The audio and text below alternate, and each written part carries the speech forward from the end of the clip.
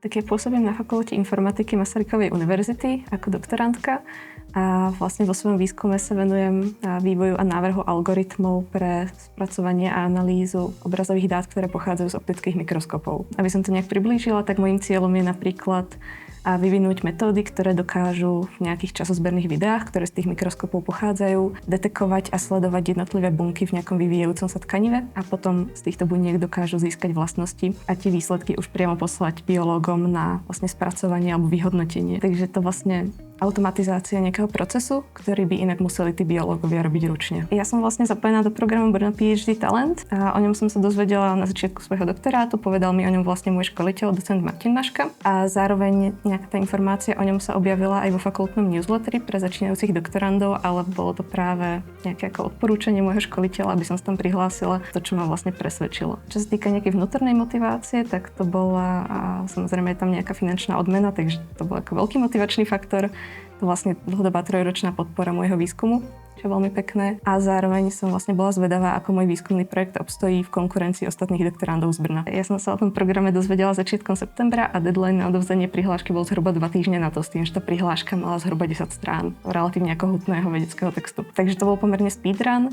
Musela som si dohodnúť vlastne konzultantov z ostatných odborov, keďže je to medziodborový výskum do istej miery, ktorí by mi zaručili nejaké vedenie a dozor. Potrebovala som vlastne nabehnúť na nejaké to akademické myslenie, čo je niečo iné, než na čo som bola zvyknutá vlastne behom školy. Potrebovala som si pripraviť plán práce, odhad toho, čo zvládnem mať ako výstupy. Takže to bolo pomerne náročné. Ja som vlastne aj vďaka tomuto programu zistila, že ma veľmi baví popularizácia vedy a vďaka napríklad workshopom alebo Science Slam prezentácii, ktorú som vlastne absolvovala vďaka tomu programu a celku vážne uvažujem, že to bude súčasťou vlastne mojej kariérnej dráhy. Najväčšou výzvou pre mňa bolo a stále je vlastne rozhodovanie sa, či v tej akademickej kariére zostať a pokračovať, prípadne aj po skončení toho doktorátu. Celkovo vedecká kariéra proti práci v súkromnom sektore v IT prináša nižšie financie, trochu menej benefitov a podobne. Takže pre mladého človeka, ktorý chce napríklad si budovať zázemie, rodinu a podobne, ten doktorát nie je bohužiaľ až tak dobrý štart do života, ale vlastne práve vďaka tej finančnej podpore, ktorú si veľmi cením od JCMM a aj nejakým ďalším rozširujúcim workshopom, vzdelávacím, možnosti networkingu a podobne, tak vlastne mi to pomáha nájsť vlastne zmysel a uživiť sa tou vedou. To, že sa veda stane nejak mojou profesijnou cestou, bol u mňa veľmi postupný proces. Ja som totiž behom magisterského štúdia začala spolupracovať na výskumnom projekte v skupine výskumnej, do ktorej dodnes pôsobím. Volá sa Centrum pre analýzu biomedicínskeho obrazu a na Fakulte informatiky. Tam som vlastne behom tej spolupráce na tom projekte vytvorila nejaký algoritmus, ktorý potom bol publikovaný v vedeckom článku, ktorého som spoluautorom a zároveň sa z toho stala moja diplomová práca. A keď sme tento článok a tú diplomku dopisovali s mojím vedúcim, tak mi vlastne ponúkol možnosť doktorátu v tej výskumnej skupine a v rámci toho, že ma tá práca ako taká bavila, ten štýl práce ma bavil, tak som po krátkom váhaní vlastne súhlasila. Ten doktorát ma už len utvrdzuje v tom, že to bolo dobré rozhodnutie, že veda asi bude niečo pre mňa. Na vede samotnej ma najviac fascinuje to, že nám ukazuje, ako funguje svet okolo nás. A je skoro jedno, aký je to odbor, či už sú to prírodné vedy, sociálne vedy, psychológia, ekonómia, lingvistika. Mám niekoľko ocenení z pregraduálneho štúdia, takže z bakalárskeho, z magisterského. To je jednak vlastne 2 ceny dekana a cena rektora za študijné výsledky a potom cena dekana za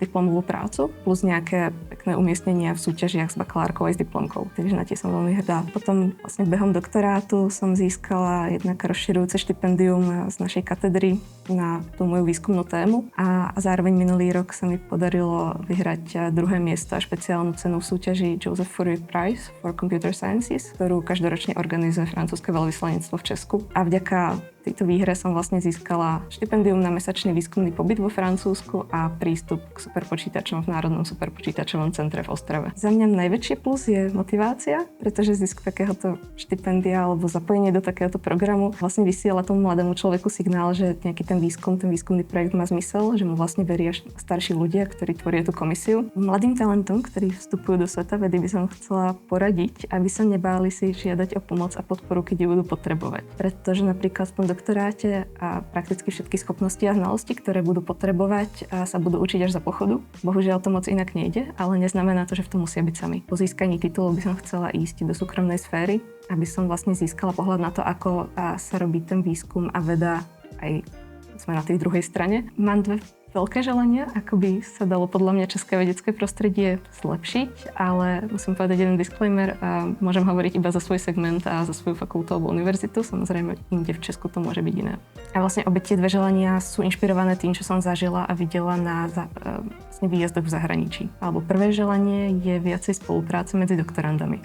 U nás to totiž v praxi často vyzerá tak, že každý máme svoju výskumnú tému, svoj projekt a robíme na ňom sami. Čo je podľa mňa veľká škoda, pretože najlepšie nápady vznikajú pri spolupráci, keď sa ľudia bavia a môžu navzájom obohacovať svoje nápady. A zároveň ako doktorand sa ešte len učím, ako tú vedu vlastne mám robiť. Takže to je podľa mňa najlepší čas, kedy by som mala spolupracovať s inými ľuďmi. A druhé želanie sa týka nejakej podpory a tréningu doktorandov. Vlastne doktorandi potrebujú v celku veľkú škálu schopností, ktoré potrebujú pri tej svojej práci. A jednak je to samozrejme robiť ten výskum ako taký, ale je to aj písanie, prípadne recenzovanie článkov, analýza dát, často je to výuka alebo vedenie študentských projektov, väčšinou v angličtine všetko. No a veľkú časť týchto vecí vás žiadna škola predtým nenaučí, čo samé o sebe nie je špatne, ale mám pocit, že nejaká inštitucionálna podpora na úrovni toho doktorského štúdia je vlastne slabá. Takže tam vidím nejaký priestor pre zlepšenie. U nás sa očakáva, že budeme publikovať na medzinárodných konferenciách alebo v medzinárodných časopisoch, čo ako super, to je proste cieľ, s ktorým sa stotožňujem.